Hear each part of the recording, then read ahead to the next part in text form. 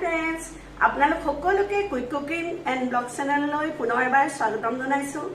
আজি মই আপোনালোক সকলোকে শাৰদীয় দুৰ্গা পূজাৰ নৱৰাত্ৰিৰ শুভেচ্ছা জনাইছোঁ। আৰু আজি মই এই শাৰদীয় নৱৰাত্ৰি আৰু দুৰ্গা পূজাৰ উপলক্ষে মই এটা বিশেষ ধৰণৰ হালোৱা আৰু পুৰি বনাই দেখুৱাম। আহকচোন কেনেদৰে বনাইছোঁ মই চাব। ফ্ৰেণ্ডছ, মই বনাবলৈ লৈছোঁ আজি এয়া বেচন আৰু চুজিৰ হালোৱা। আৰু ইয়াৰ বাবে কি লাগিব তাত আপোনালোকক দেখুৱাই দিছোঁ। এয়া গৰু ঘিউ লৈছোঁ, ইয়াতকৈ অলপ লাগিব, মই এইখিনি অলপ লিকুইড কৰি ল'লোঁ। আৰু এয়া কাজু আৰু কিচমিচ, এই 1 গিলাচ পানী, এয়া লং, ইলাচি আৰু ডালচেনিৰ গুড়ি। এতিয়া মই এই চুজিখিনি ৰ'ষ্ট কৰি থৈছোঁ আৰু কাজু কিচমিচখিনিও মই ৰ'ষ্ট কৰি থৈছোঁ। ইয়াৰ পাছত মই কেৰাহীত জুই দি দিছোঁ আৰু এই এবাটি বেচন আৰু এই 1 বাটি, আন্দাজটো ধৰিব পাৰিছে নিশ্চয়, এই 2 বাটি বেচন মই অলপ সময় ৰ'ষ্ট কৰি ল'ম। আৰু ইয়াৰ বেচনৰ গোন্ধটো যোৱালৈকে মই এইখিনি ৰ'ষ্ট কৰিম। এয়া চাওক আপোনালোকে, বেচনৰ গোন্ধটো যোৱালৈকে মই এই বেচনখিনি ভাজি ল'লোঁ। ভাজি লোৱাৰ পাছত অকণমান মই মাছটো উলিয়াই লৈছোঁ। উলিয়াই লৈ মই ইয়াত এই যে গৰু ঘিউ লৈছিলোঁ, এই অনিক ঘিউ লৈছিলোঁ, এই অনিক ঘিউটো মই দি দিছোঁ। দি এইখিনি মই খুব ভালদৰে ভাজি ল'ম।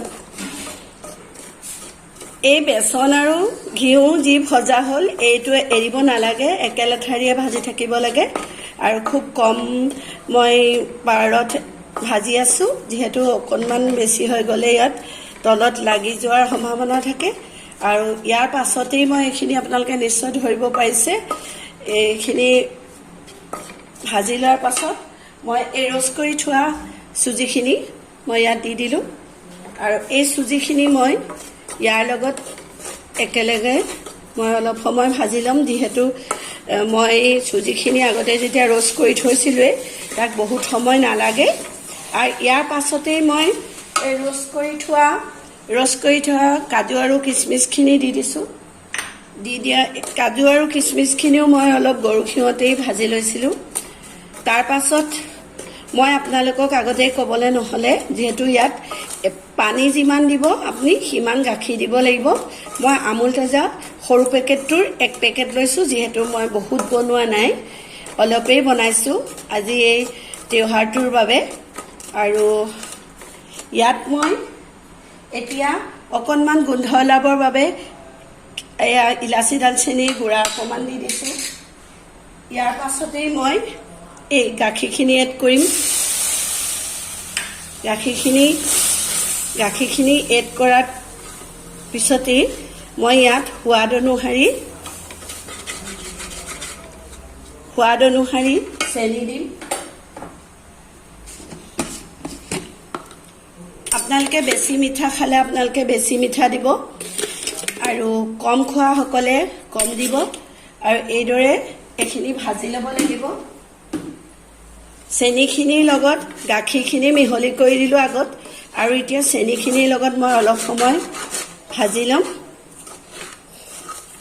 মই চেনিখিনিৰ লগত আকৌ এবাৰ ভাজি ল'লোঁ। ভাজি লোৱাৰ পাছত মই ইয়াত অকণমান গৰম পানী মিক্স কৰি দিম, যিহেতু তাৰ আগত আপোনালোকে মন কৰিলে মই গাখীৰ দিছিলোঁ।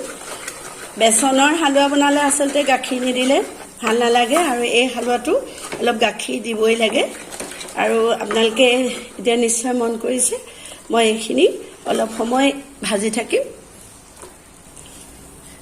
এয়া চাওক আপোনালোকে, যেতিয়া কেৰাহীৰ পৰা সম্পূৰ্ণ চুজি আৰু বেচনৰ এই মিশ্ৰণটো এৰাই আহিছে, তেতিয়া আপোনালোকে অনুমান কৰিব পাৰিছে নিশ্চয় এৰাই আহিছে। আৰু এতিয়াই আপোনালোকে জানিব যে এই হালোৱাখিনি অলৰেডি হৈ গ'ল।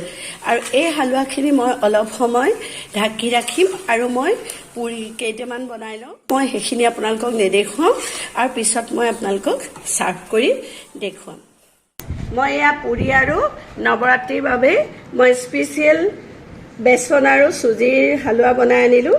আপোনালোকে নিশ্চয় মন কৰিলে খুব সুন্দৰ হৈছে, কালাৰটো খুব সুন্দৰ হৈছে, আপোনালোকে নিশ্চয় ধৰিব পাৰিলে। আৰু আপোনালোকে সকলোৱে ট্ৰাই কৰিব আৰু মোৰ যদি ভিডিঅ'টো আপোনালোকে ভাল পাইছে তেতিয়াহ'লে মোক লাইক কমেণ্ট কৰিব আৰু যদি নতুন ভিউৱাৰ্ছ হয় তেতিয়াহ'লে মোৰ চেনেলটোক আপোনালোকে ছাবস্ক্ৰাইব কৰিবলৈ একেবাৰে নাপাহৰিব পুনৰ এবাৰ নতুন এটা ভিডিঅ' লৈ অহাৰ আশাৰে ধন্যবাদ